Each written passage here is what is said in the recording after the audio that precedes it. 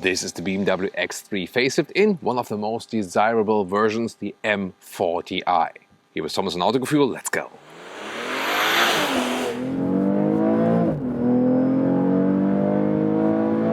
In the front, the X3 facelift delivers a different double kidney and also headlamp unit upgrade. Here, however, optional laser light in this very spec with the blue accentuations.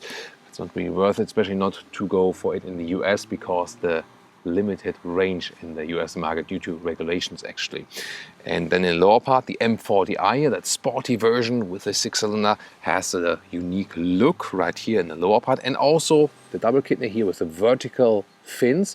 And when you look through, you also have this additional strut bar there for more stability. However, I think when you look at the normal facelift version, like the lower spec model, not with the biggest engine, it somehow looks a little bit more updated than this one here. Oh, what's your take on that? The length at 4.71 m or 185 inches of course stays the same. We have 19-inch wheels here today because this is still equipped with winter tires. However, usually you would then get 20-inch for the M40i, and optional even 21-inch is available actually. M logo right here and sporty accentuation with this air breather, but this one here is actually closed, so this one is just for show effect. Red brake calipers though, that looks of course a little bit sportier. And then you can, for example, also get here blacked out style with the side mirrors, and also here the black frames around the windows. This is, by the way, the color Sophisto Gray Metallic, so this looks really dark already. There are also some more screaming out colors available, and if you want an X4, you know that is the version, and here where the roof end is falling down a little bit would be somewhat similar with all the facelift changes. And of course, one of the cool features always either standard suspension, which is already stiffer, or then the adaptive suspension. In the M40i, it's in the adaptive M suspension with a sportier setup. We're also going to drive that one today.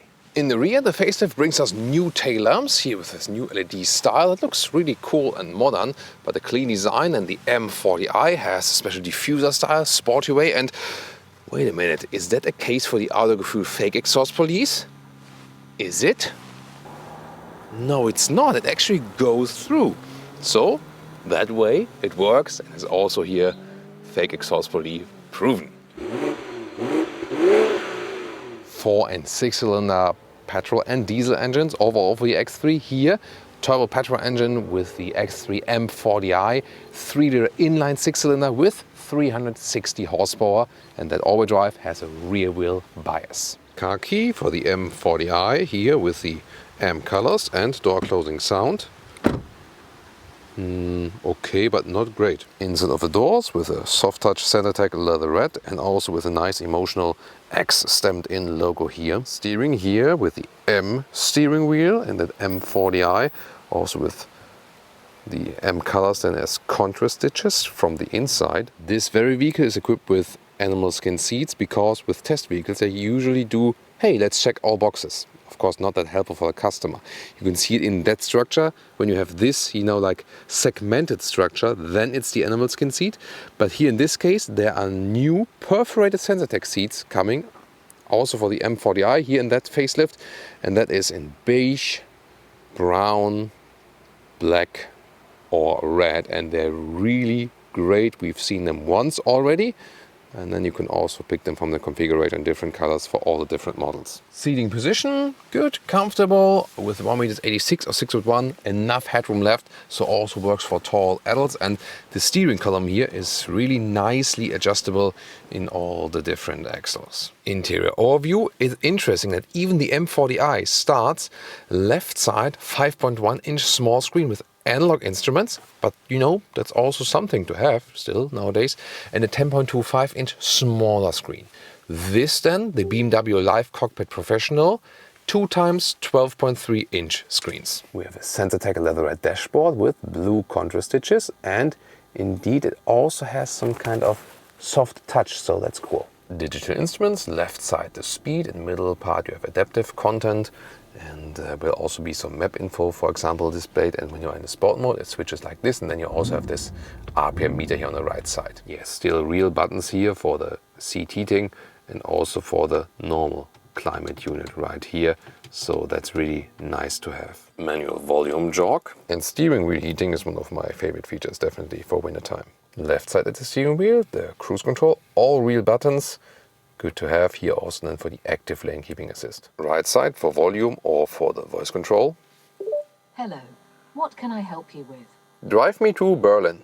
I found several destinations. Which one shall I select? So that works. Always depends also on the web connection, of course. And here in the Live Cockpit Professional, you have that car GPS map, which is actually quite okay. You can use this also with the voice control, for example. The thing is really, of course, Apple CarPlay, Android Auto, and the map is still better, like with the apps, but this is still a GPS you can actually use. And so you maybe save some data usage or something. You can also control the screen from below, what I'm doing here at the moment, so I'm not using the force or something. And then we also have the driving information. We can check out the journey data, for example, and yeah, you can score some, like 10, 11 liters or more kilometers, so barely some 20 mpg US and less than 30 mpg UK. So not the best consumption figures, of course, for this performance SUV.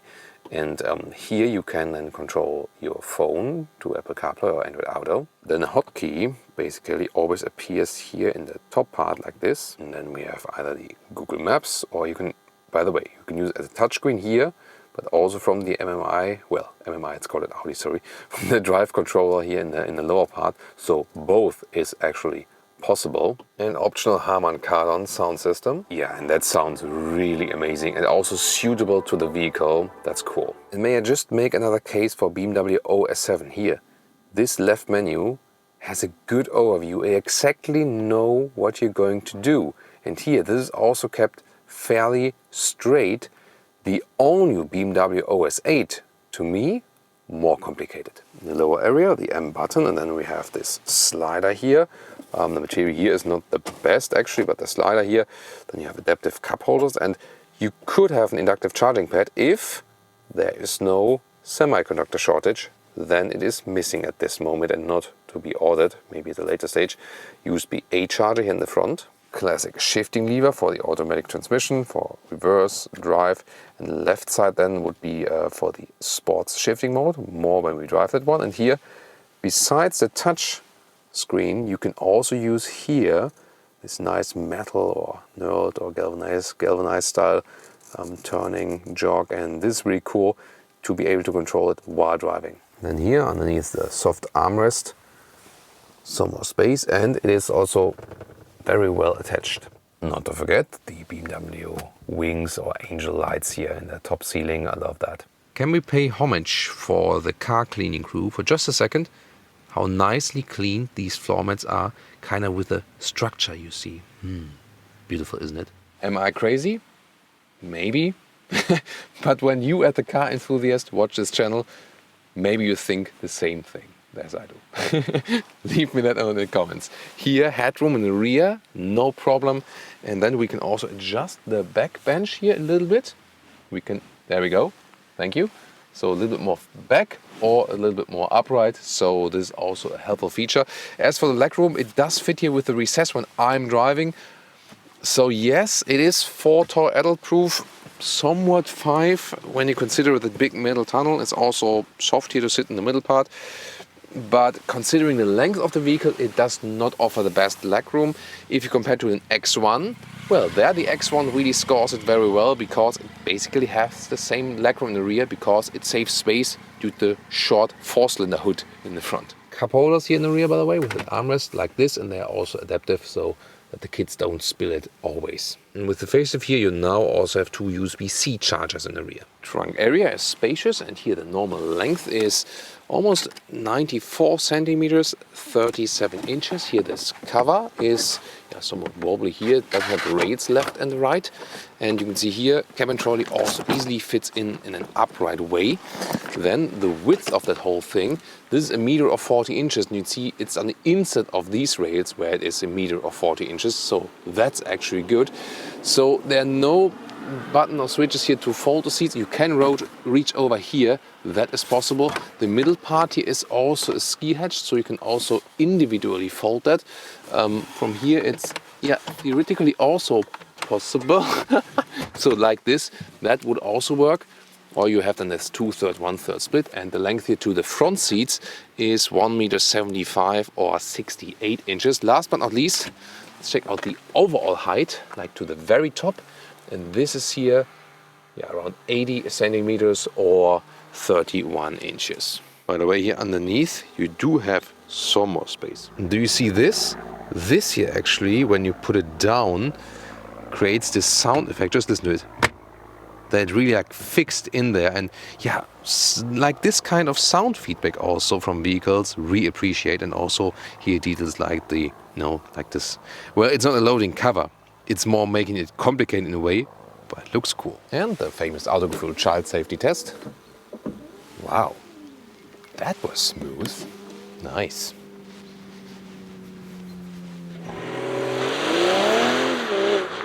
Welcome to Thomas's Driving Lounge, BMW X3 facelift M40i.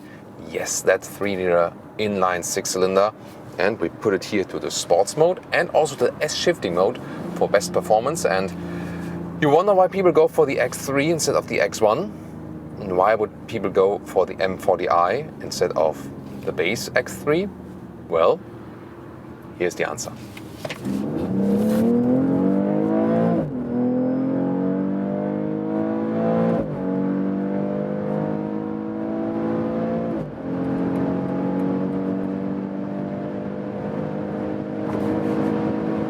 Plop, 200 kilometers an hour, 125 miles an hour, and this thing is still going further. And here, lane change now. Whoa, my God, this is like it's an SUV, but still so good in the handling. And we don't have the biggest wheels here, and even with winter tires, great sporty performance, 19-inch wheels, winter tires here today. Of course, with summer tires, it will feel even sportier.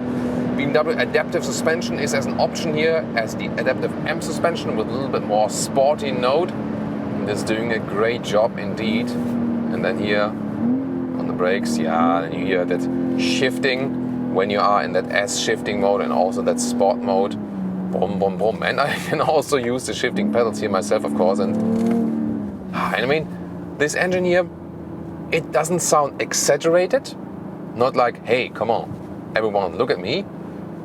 But then again, it's also not super subtle, saying like, everyone, should know what I'm capable of, but I'm not I'm not a show-off, but at least know that I'm here. Does that make sense?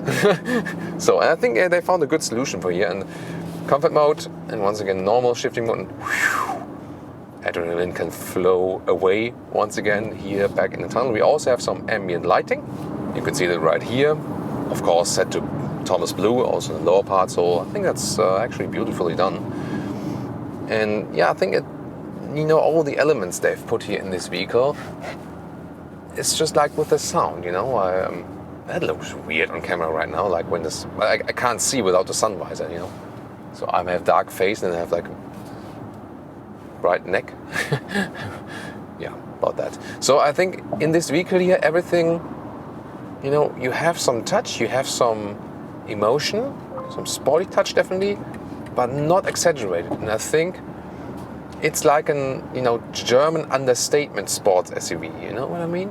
And I really like that, So because when I'm driving here and also a sporty SUV, I don't need everyone to turn heads and say like, oh, this is the sportiest SUV ever, and oh my God, this guy has so much horsepower under there. But then again, some sporty nuances, and this here can be used for everything. You can use it as a normal X3 and just have a good Autobahn cruise, and also maybe some soft. What's that? No idea. Maybe also some soft off-roading, like gravel roads and stuff. At the same time, just as I did, flow it out, have that great punch. And yeah, the 3-liter inline 6-cylinder has such a good culture, We say that about engines in German. We say kultiviert, like cultured, Yeah, that's sorry about that German. But I think it describes it very, very well, because it has a nice refined sound. It always has performance no matter where you want it. But also when you keep it in higher gears and are not in the sport mode, with low RPM, has this sonorous, little growling, still moves forward, not too fast, in a very natural way. I think the favorite thing about this engine for me is that it has this natural character, almost like a naturally aspirated engine. Of course, this one is turbocharged, but it doesn't have like this, it's very, very balanced from the engine. Powerful, but balanced. And this is the thing here about the whole vehicle. It is balanced. Sporty, yes. Comfortable, also yes. And this adaptive BMW suspension, I think it's really great because, once again, it can do both. And then when you are using these driving modes, then you can also have it a little bit stiffer in the sport mode, and it's a little bit softer in the comfort mode. And some of the competitors do come with air suspension, mostly optional, of course. And I do not miss the air suspension here because that adaptive suspension is doing such a good job. And once again, also if you compare like when you have like an Audi Q5 with an air suspension or a Mercedes GLC with the air suspension, this adaptive suspension here by BMW also once again makes the riding balanced. It feels also natural. And that's really a cool thing about this vehicle. I mean, we still have, the manual climate dials, and here also the volume jog, also have real buttons on the steering wheel, and everything about this vehicle, like steering, suspension, engine setup, how I have the user interface and so on, says, yeah, it is modern. You can get the BMW Live Cockpit here with the bigger screen and so on, but it is still something that is designed for a driver. Is that something special? Yes, in nowadays car world, this is something special, that you do design something directly for the driver.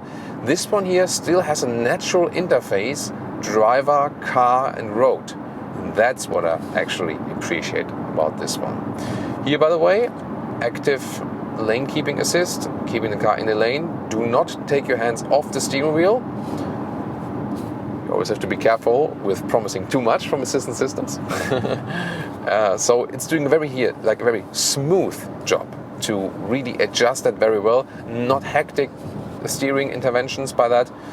That's a really good thing. Even if you have turned it off, it still is helpful. Here, by the way, even if you're in a normal mode and hit the throttle, wow, goes forward so well. So you don't need to go in the sports mode. Whoa, this is so much fun. In that long corner, and once again we are at 200.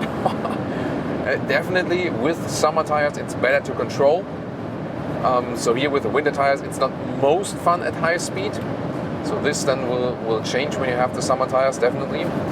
As for wind noises, of course it's still an SUV, therefore it's not super silent at high speeds, but still good noise insulation overall.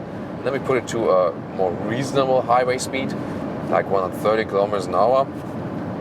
So then we're at, it's like 70, 80 miles an hour, so something like that. And then it's also quite good. It's nice to see some convertibles on the road, they're getting rare. This vehicle here is, like this exact test car, is also equipped with additional noise insulation windows, like the insulation glass. You can get it in the extra. This is like 400, 500 euros extra or something. And yeah, of course, the overall price of this vehicle is really hefty. So with all the extras and so on, you're getting close to a 90k US dollars or euros. And whew, that's of course too much, definitely. It's not that the competition would be much different in the comparable models. But then you have to think about, yeah, it's great to have the 6-cylinder, but if I can get the base X3 for a way better price, at the end of the day, I would recommend that, because, at the end of the day, we want also price-performance ratio, and the base X3 already delivers most of the features that also this car is giving you, like this sporty yet comfortable driving feeling, a very balanced feeling, the space that is being offered. And of course, it's not justified that you pay double the price here for the M40i. Yes, it can do more, and the inline 6-cylinder is great, but double the price than the base version. Really tough to do that, unless you say like, I really don't need to watch the money, or maybe I have like a good leasing rate or something like that. And one more time, agile driving, here in the sport mode by the way, I also have more feedback from that steering wheel. That is actually good. It could actually deliver a little bit more feedback even, I think. But yeah, it's overall fine, but it could be, you know, yeah, definitely a little bit more progressive, I think. So as for the steering feeling, I think that Audi, for example, has a little bit better feeling there than the BMW does. So, and here now, some more winding corners, also sport shifting mode. Let's see, of course the all-wheel drive here has a rear wheel bias still. That's of course important to always pay attention for the two-wheel guys, our friends. Here out of the corner now. There, left-right combination. And then you can push it out a little bit out of the corner. Of course, you heard it here when I'm just gently with throttle. It doesn't scream up too much, even not in the sports mode. It really needs push, and then it does also come. Here with the bumpy road, by the way, in the sports mode, you do feel more what's underneath you. When you go in comfort mode, then it's also a little bit softer once again. You can also have these combinations. So for example, here I can do S shifting mode and still comfortable suspension. That could maybe be a motorway setup, that you want to have more power, more RPMs or so on, but you still want a comfortable suspension when the motorway is bumpy or something like this. Yeah, just thinking of some motorways in the LA area where I just returned from. This could then be a suitable setup for that. So going downhill a little bit more, feeling the weight of the vehicle. In the difference to the X1, by the way, here of course we have the longer hood, but still this one has a very good and agile driving feeling, no doubt about that. So once again, a lot of fun in the M40i. Yes, it is more fun and offers more than a base X3 by the cost of the way higher price actually. Is it worth it? Can't really say so. It is nicer, it is sportier, but for double the price, of course, questionable, but that's a common thing. That's quite often that case. We do also have another X3 facelift review if you want to tune into that. And recently, if you want to take not always the German competitors, but also the Lexus NX, check it out there.